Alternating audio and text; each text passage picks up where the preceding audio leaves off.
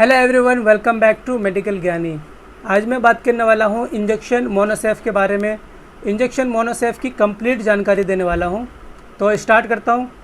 Injection Monocef एक higher antibiotic है। Monocef एक ब्रांड नेम है। इसका जो सॉल्ट नेम है वो है सेफ्ट्रियाक्सोन, जो कि एक सेफेलोस्पोरिन ग्रुप का एंटीबायोटिक है। और इंजेक्शन मोनोसेफ को Aristo pharmaceutical private limited company बनाती है। तो अब बात करता हूँ कि इंजेक्शन मोनोसेफ कैसे काम करता है। इंजेक्शन मोनोसेफ एक एंटीबायोटिक इंजेक्शन है। तो ये बैक्टीरिया को ख़त्म करने के लिए होता है। बैक्टीरिया को कैसे ख़त्म करता है ये जानते हैं। इंजेक्शन मोनोसेफ जो है वो बैक्टीरिया का जो सेल वॉल होता है उस सेल वॉल को बनने से रोक देता है। बैक्टीरिया की ग्रोथिंग होनी बंद हो जाती है और धीरे धीरे जितने भी बैक्टीरिया प्रेजेंट होते हैं बॉडी के अंदर, उसको धीरे धीरे उसके सारे जितने भी बैक्टीरिया है उसके सेल वॉल को तोड़ने लगता है और फिर धीरे धीरे वो बैक्टीरिया मर जाता है। और इसी तरह से जितने भी बैक्टीरिया प्रेजेंट होते हैं बॉडी के अंदर वो सब धीरे धीरे मरने लग जाते हैं, क्योंकि उसका जो सेल वॉल है वो टूटने लग जाता है इंजेक्शन मोनोसेफ की वजह से। तो फिर पेशेंट धीरे धीरे रिकवर करने लग जाता है, धीरे धीरे ठीक होने लग जाता है। आगे डिटेल्स बताने से पहले मैं एक चीज़ और बता देना चाहूँगा आप लोगों को इंजेक्शन मोनोसेफ के बारे में, कि इंजेक्शन मोनोसेफ को सिर्फ डॉक्टर के अंडर ही लगवाया जाता है। ऐसे ही कोई भी इंजेक्शन मोनोसेफ को नहीं लगा सकता, क्योंकि इसके जो रिएक्शन होते हैं वो काफ़ी सीरियस होता है। कभी कभी इतना ज़्यादा सीरियस होता है कि पेशेंट की डेथ हो जाती है। तो इसीलिए इस इंजेक्शन को डॉक्टर के अंडर ही लगाया जाता है, क्योंकि डॉक्टर इस इंजेक्शन को लगाने से पहले इस इंजेक्शन की सेंसिटिविटी करते हैं पेशेंट के ऊपर। सेंसिटिविटी का मतलब होता है सिंपल लैंग्वेज में एक तरह से टेस्ट डोज। इस इंजेक्शन को लगाने से पहले ये एक छोटा सा टेस्ट डोज दिया जाता है कि ये इंजेक्शन इस पेशेंट को सूट करेगा या नहीं। और सेंसिटिविटी करने का तरीका होता है कि इंजेक्शन को डाइल्यूट किया जाता है पहले 10 ml में। जैसे 1 ग्राम का इंजेक्शन है तो उसको 10 ml में डाइल्यूट किया जाएगा और उसके बाद उसमें से 0.3 ml लिया जाता है और उसको अंडरडर्मल लगाया जाता है। और अंडरडर्मल लगाने से पहले पेशेंट के वाइटल्स चेक किए जाते हैं, जैसे कि बीपी, पल्स, SpO2 ये सब चेक किया जाता है। और उसके बाद उसको अंडरडर्मल लगाया जाता है 0.3 ml।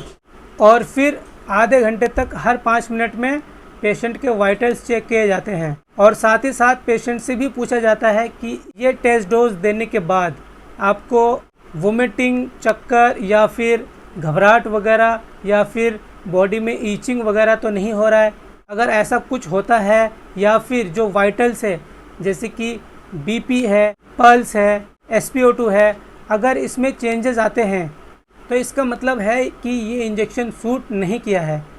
और साथ ही अगर पेशेंट भी कंप्लेंट करे कि मुझे घबराहट हो रहा है या फिर मुझे चक्कर आ रहे हैं या फिर मेरी बॉडी में ईचिंग हो रही है, तो इसका मतलब ये हुआ कि ये इंजेक्शन पेशेंट को सूट नहीं किया।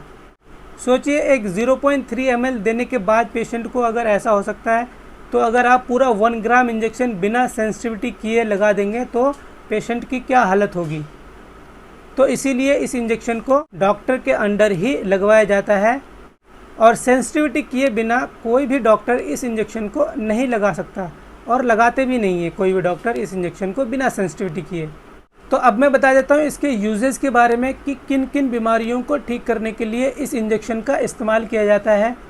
तो ये एक एंटीबायोटिक है, तो जितनी भी तरह के बैक्टीरियल इन्फेक्शन बॉडी के अंदर होता है उन सब को ठीक करने के लिए इस इंजेक्शन का इस्तेमाल कर सकते हैं। सबसे पहले UTI यानी कि यूरिनरी ट्रैक इन्फेक्शन को ठीक करने के लिए इस इंजेक्शन का इस्तेमाल किया जाता है।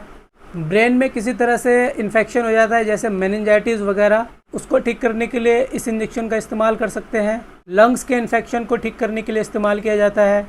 टाइफाइड फीवर को ठीक करने के लिए यानी कि एंटेरिक फीवर को भी ठीक करने के लिए इस्तेमाल किया जाता है। ईयर इन्फेक्शन को ठीक करने के लिए यूज़ कर सकते हैं। बोन इन्फेक्शन को ठीक करने के लिए यूज़ कर सकते हैं। स्किन इन्फेक्शन को ठीक करने के लिए यूज़ कर सकते हैं। सॉफ्ट टिश्यू इन्फेक्शन को ठीक करने के लिए यूज़ किया जाता है। उसके बाद पोस्ट सर्जरी यानी कि अगर किसी तरह से कोई ऑपरेशन होना है उस ऑपरेशन के बाद भी इस इंजेक्शन का इस्तेमाल करते हैं ताकि बैक्टीरियल इन्फेक्शन ना हो। तो अब मैं बता देता हूँ आप लोगों को इस इंजेक्शन के डोजेज कि कैसे लगाया जाता है, कितने mg में लगाया जाता है। तो 50 mg पर kg के हिसाब से लगाया जाता है इस इंजेक्शन को। 24 घंटे में ये इंजेक्शन 2 बार लगाया जाता है, यानी कि हर 12 घंटे में इस इंजेक्शन को लगाया जाता है 50 mg पर kg के हिसाब से। अब मैं बता देता हूँ इस इंजेक्शन को लगाने का तरीका क्या है कि कैसे लगाया जाता है। तो ये इंजेक्शन IV लगाया जाता है, यानी कि इंट्रावेनस लगाया जाता है। उसके बाद IV ड्रिप, यानी कि ड्रिप में भी डाला जाता है ये इंजेक्शन। लेकिन जो रिंगर लेक्टेट यानी कि जो RL का ग्लूकोज होता है उसमें आप कभी भी इस इंजेक्शन को नहीं डाल सकते हैं। अगर किसी को किसी कारण IV नहीं लग पा रहा है तो IM भी लगा सकते हैं। उसके बाद अब मैं बता देता हूँ साइड इफ़ेक्ट्स के बारे में कि इंजेक्शन मोनोसेफ के क्या क्या साइड इफ़ेक्ट्स हो सकते हैं।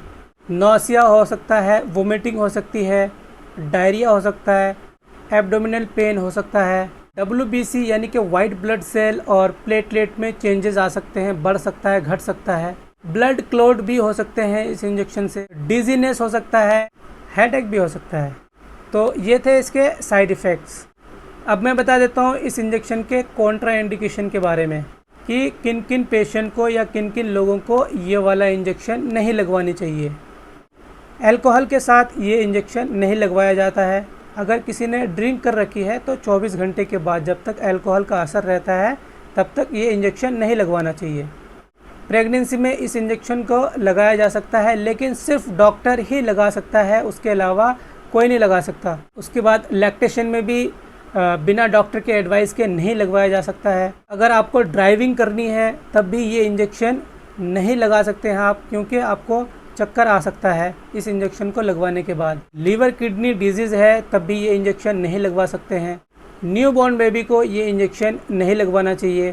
प्रीमेच्योर बेबीज़ जो होते हैं उनको भी ये इंजेक्शन नहीं लगवाना चाहिए अगर उन्हें जॉन्डिस हो रखा है तो ये थे इसके कॉन्ट्रा इंडिकेशन। मैं लास्ट में फिर से एक बार बता देना चाहूँगा कि इंजेक्शन मोनोसेफ ऐसे नहीं लगवाया जाता है। इंजेक्शन मोनोसेफ सिर्फ एक डॉक्टर के अंडर में ही लगवाया जाता है, जो कि मैंने शुरू में भी बताया था आपको। तो ये थी आज की जानकारी। मिलते हैं नेक्स्ट वीडियो में, तब तक के लिए बाय एंड टेक केयर।